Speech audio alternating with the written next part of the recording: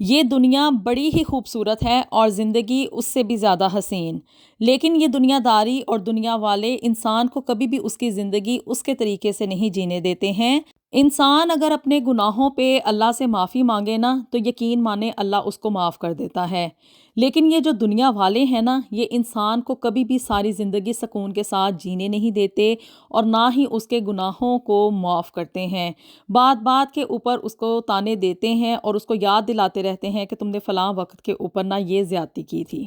آج آپ کے ساتھ یوکے میں ہوئے ایک ایسے انسیڈنٹ کو میں شیئر کرنے جا رہی ہوں جس میں کہ ایک پاکستانی فیملی کو 23 سال کی سزا دے کے اسے قید کر لیا گیا تھا۔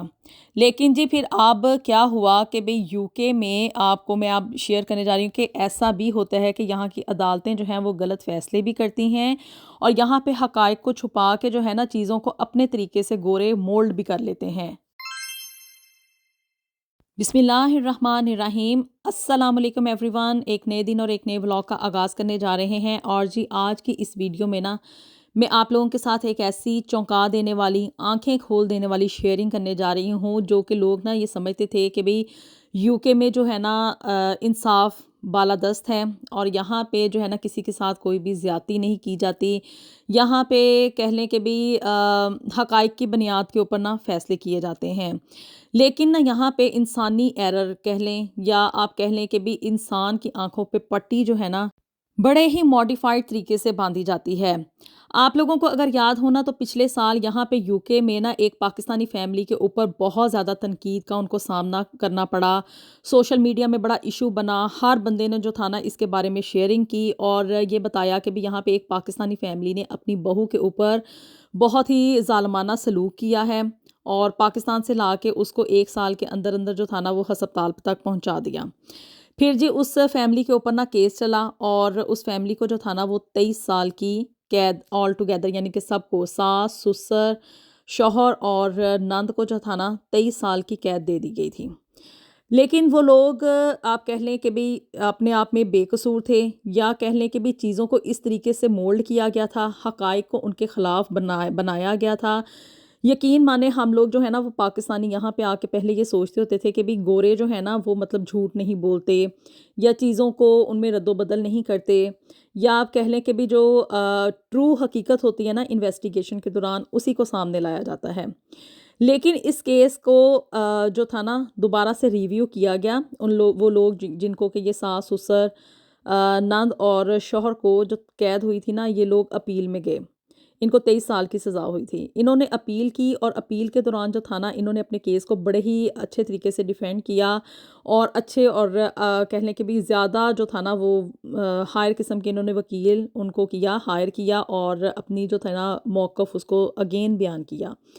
اور دوبارہ سے جب یہ کیس اپیل میں گیا نا تو یہ پتہ چلا کہ ان لوگوں کو جو تھا نا ٹریپ کیا گیا تھا، ان لوگوں کو جھوٹا پھنسایا گیا تھا،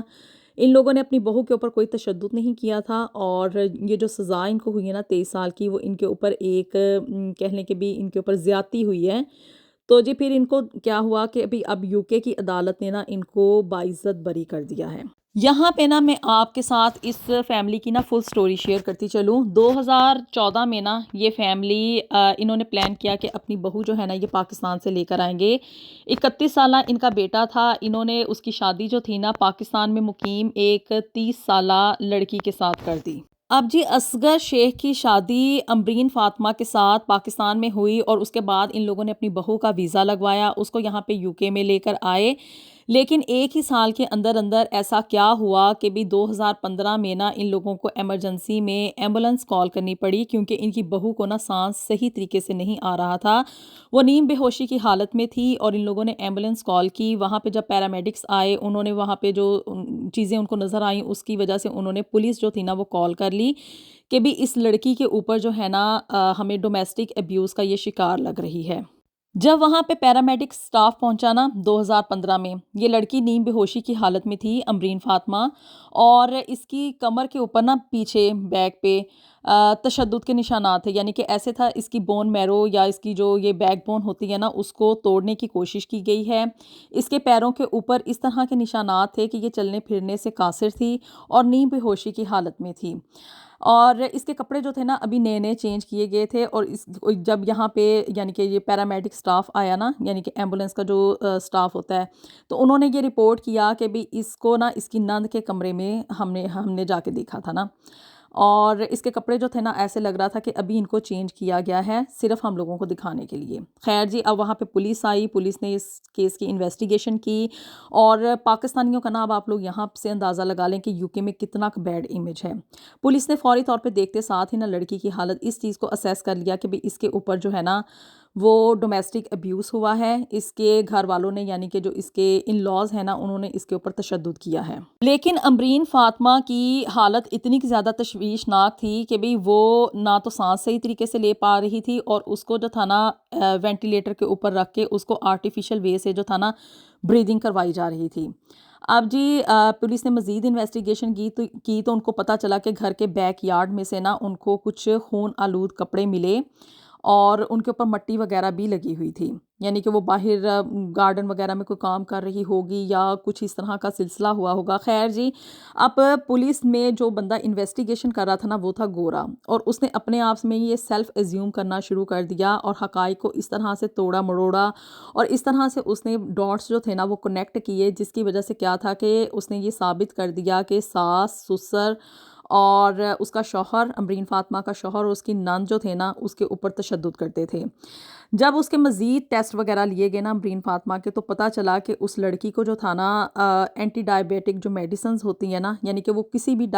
شوگر کی مریض نہیں تھی، اسے کوئی بھی ڈائبٹیز نہیں تھی، اس کے باوجود اس کو جو تھا نا اینٹی ڈائبیٹک میڈیسنز دی جا رہی تھیں، جس کی وجہ سے کیا تھا کہ اس کا شوگر لیول بہت زیادہ لو ہو چکا تھا،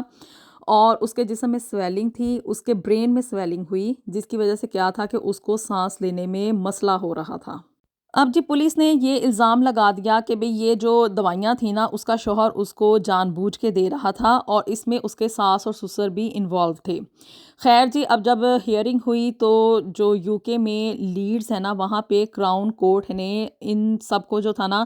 23 سال کی سزا دے دی، آل ٹوگیدر نا ان سب کی سزا جو تھی وہ 23 سال بن رہی تھی۔ 1 سال ان لوگوں نے اپنا جیل میں گزارا، پھر ان لوگوں نے اپیل کی،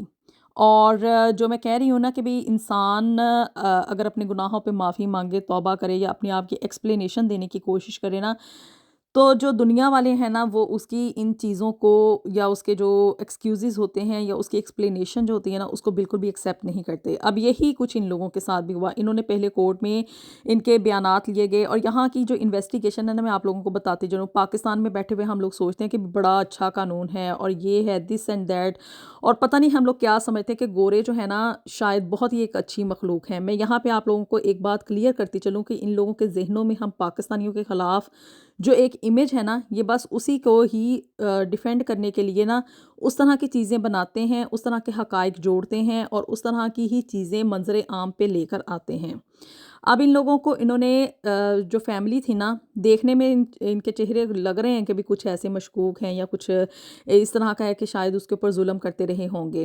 لیکن جی کیا تھا کہ بھی ان لوگوں نے پھر اپیل کی، اور اپیل میں ان لوگوں نے یہ ثابت کیا کہ ہم لوگوں نے اپنی بہو کے اوپر تشدد نہیں کیا ہے۔ اچھے وکیل ان لوگوں نے ہائر کیے اور اپنا کیس جو تھا نا وہ فلی ڈیفینڈ کیا، اور اب کیا ہے کہ بھئی 2 روز پہلے جو تھا نا اس فیملی کو یو کے کی کورٹ نے یہ بڑے ہی باعزت طریقے سے بری کر دیا ہے، اور ان سے معافی بھی طلب کی ہے کہ بھی ہم نے آپ کو جو تھا نا 1 سال جیل کے اندر رکھا، اور آپ کے اوپر جو تھا وہ غلط الزام لگایا گیا۔ لیکن اب آپ یہاں سے اندازہ کریں کہ بھی ہم لوگ جو سوچتے ہیں نا پاکستان میں رہتے ہوئے کہ بھی یو کے والے جو ہیں یا گورے جو ہیں بڑے اچھے ڈیسیجنز کرتے ہیں، یہاں پہ قانون کی بالادستی ہے اور یہ وہ دس اینڈ دیٹ، جو بھی امیجز ہم لوگوں کے ذہنوں میں ہے نا، تو ایک بات یاد رکھیں کہ جو پاکستان اور پاکستانیوں کے خلاف اور مسلمانوں کے خلاف ایک نفرت ہے نا ان لوگوں کے دلوں میں، وہ کبھی بھی ختم نہیں ہوتی ہے۔ آپ لوگ چاہے ایڑیاں رگڑ رگڑ کے مر جائیں نا، تب بھی آپ لوگ اپنے آپ کو صحیح ثابت نہیں کر سکتے۔ اب جی ان لوگوں کے ذہنوں میں یہ امیج تھا کہ پاکستانی جو ہے نا یہ اپنی بہوؤں پہ ظلم کرتے ہیں، اور چونکہ ان کی بہو ان کی ایکسپیکٹیشنز کے اوپر پوری نہیں اتر رہی تھی تو ان لوگوں نے اس کو جو تھا وہ غلط دوائیاں دیں، اس کو ظلم اور تشدد کا نشانہ بنایا، جس کی وجہ سے کیا تھا کہ اس کی سانس لینے کی جو ایبلٹی تھی نا، برین میں سویلنگ ہونے کی وجہ سے ختم ہو گئی۔